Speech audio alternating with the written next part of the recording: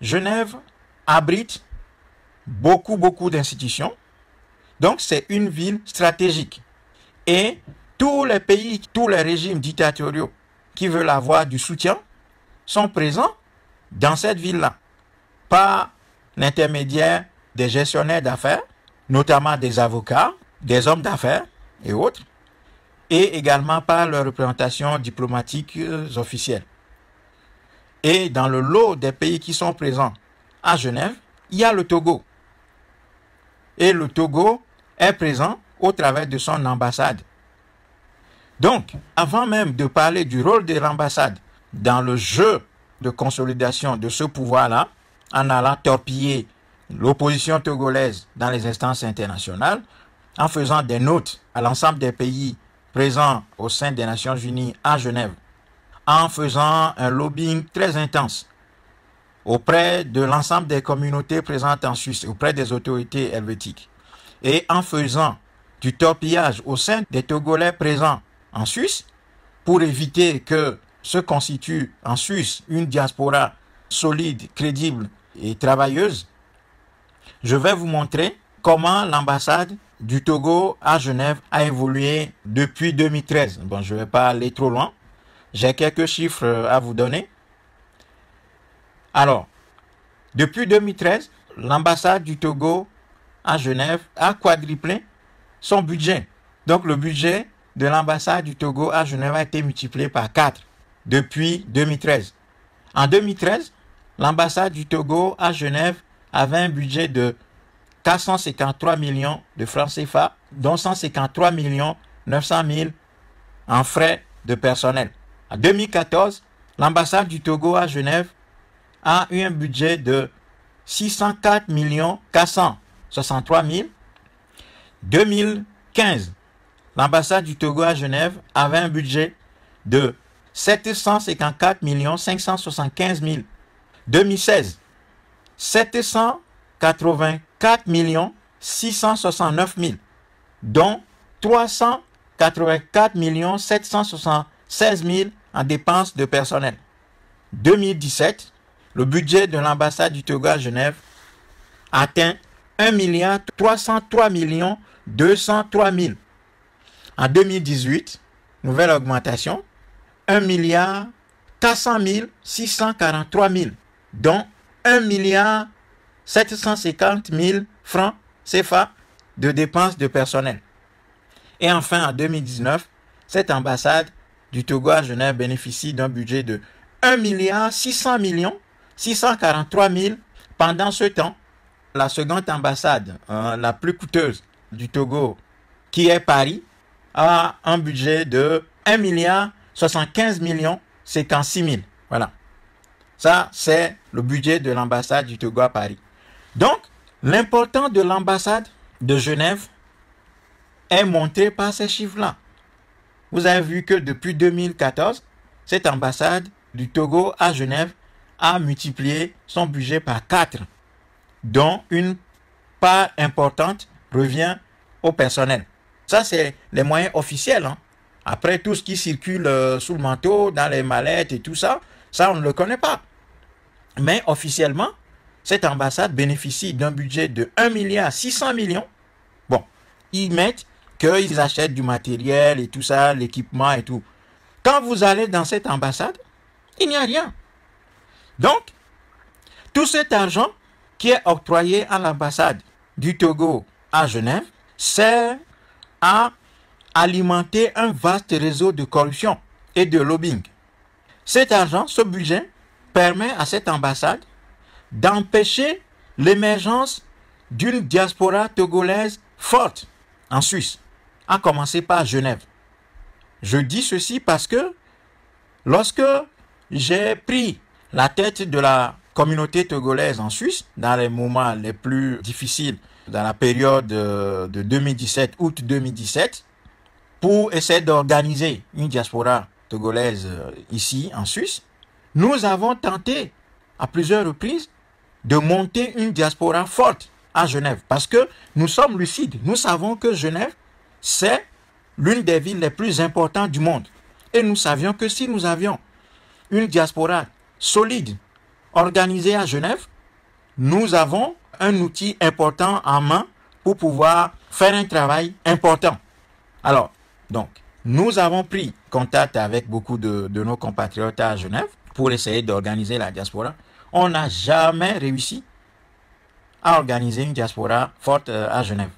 Donc, la puissance financière de l'ambassade du Togo à Genève est proportionnelle à la faiblesse structurelle et organisationnelle des Togolais à Genève. Voilà le secret de la puissance de l'ambassade du Togo à Genève. Voilà pourquoi elle est parmi toutes les ambassades du Togo, celle qui a le plus de moyens financiers, parce qu'elle est près de toutes les institutions où elle doit faire un travail de lobbying intensif, pour faire passer le régime togolais comme un régime paisible, un régime démocratique, qui a le consentement du peuple et qui respecte tous les textes internationaux. Et donc, depuis Genève, des alliances se nouent avec le régime togolais, et cette puissance de l'ambassade du Togo à Genève est démontrée également par le sort qui a été réservé aux différents rapports des institutions de défense des droits de l'homme et même de l'ONU elle-même. Parce que l'ONU avait fait un rapport sur le Togo en août 2005, démontrant que Faure Gnassingbé et ses éléments avaient massacré entre 400 et 500 personnes. Et ce rapport n'a jamais eu de suite. Il n'y a jamais eu de responsabilité mentionnée, et les auteurs de ces massacres n'ont jamais été punis. Pourquoi? Tout simplement parce que l'ambassade du Togo à Genève dispose des moyens colossaux pour corrompre des pays et toute la machine internationale, qui elle-même est un nid de corruption extraordinaire. Donc, le Togo utilise l'ambassade de Suisse pour torpiller toutes les initiatives qui peuvent être prises par quelques organisations que ce soit, y compris l'ONU elle-même, qui a mandaté Doudou Diène pour faire un rapport sur les massacres qui ont été commis à la disparition de Gnassingbé Ier et son remplacement par Gnassingbé II, qui continue de massacrer les Togolais jusqu'à nos jours. Deuxièmement, l'ambassade du Togo a tous ses moyens pour empêcher l'émergence d'une diaspora organisée, forte, à Genève. Et comme Genève est une ville centrale, le pouvoir togolais sait très bien combien cela aurait été périlleux pour lui d'avoir des Togolais organisés à Genève. Donc elle va financer, elle va donner des moyens colossaux à Genève. Donc, au total, nous voyons très bien combien la Genève internationale est importante pour tous les régimes criminels de ce monde, et notamment d'Afrique. Et ces régimes mettent tous les moyens à la disposition de leur représentation dans cette ville de Genève pour graisser la patte, corrompre, mentir, organiser des séances d'information, des repas, payer des repas à leurs interlocuteurs, faire venir des soi-disant journalistes à période très régulière à Genève pour polir l'image du régime en place. Et ça, c'est quelque chose qui est fait de manière constante.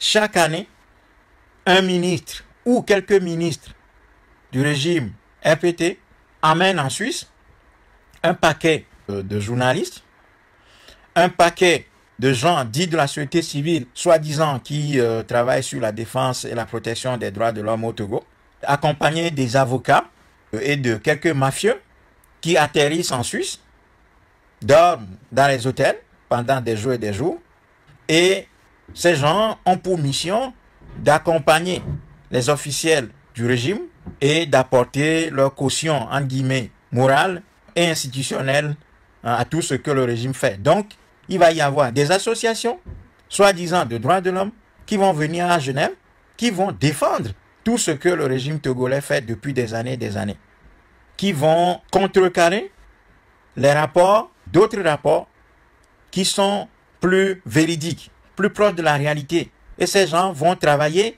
vont mentir, tromper les Nations Unies. C'est eux qui seront écoutés c'est eux qui vont avoir accès à l'ensemble des diplomates du monde entier. Ce sont ces missionnaires payés qui vont décrire un régime démocratique qui n'existe pas au Togo. Et ces journalistes, soi-disant, qui vont apporter leur caution à ce régime et à la délégation officielle qui les a fait venir en Suisse. Chaque année, c'est comme ça. Et nous sommes incapables, en Suisse, d'aller les contredire et de porter un débat contradictoire vis-à-vis de ces gens-là, de les renvoyer dans leur petitesse, tout simplement parce que l'ambassade de Suisse dispose des moyens colossaux pour empêcher que les Togolais de Genève soient en mesure de s'organiser de manière efficace. Concrètement, comment les choses se passent à Genève? Pour qu'on n'ait pas une diaspora en mesure d'affronter l'importance que la ville de Genève a dans la consolidation des régimes dictatoriaux et surtout du régime togolais. C'est que l'ambassade va financer un certain nombre de personnes et ces gens vont être en mission pour discréditer toutes les initiatives que nous essayons de prendre ici en Suisse. Ces gens vont répandre des rumeurs, de fausses rumeurs sur les gens. Ils vont envoyer des missionnaires pour casser toutes les idées dans les réunions qui sont organisées. Ils vont investir énormément dans les amusements, dans les soirées récréatives, dans les matchs de football, des choses comme ça, de sorte à dépolitiser massivement les Togolais vivant à Genève. Donc, quand on s'approche de nos compatriotes à Genève, ces gens, ils disent « Ah non, non, nous on ne fait pas de politique. Nous, la politique ne nous intéresse pas.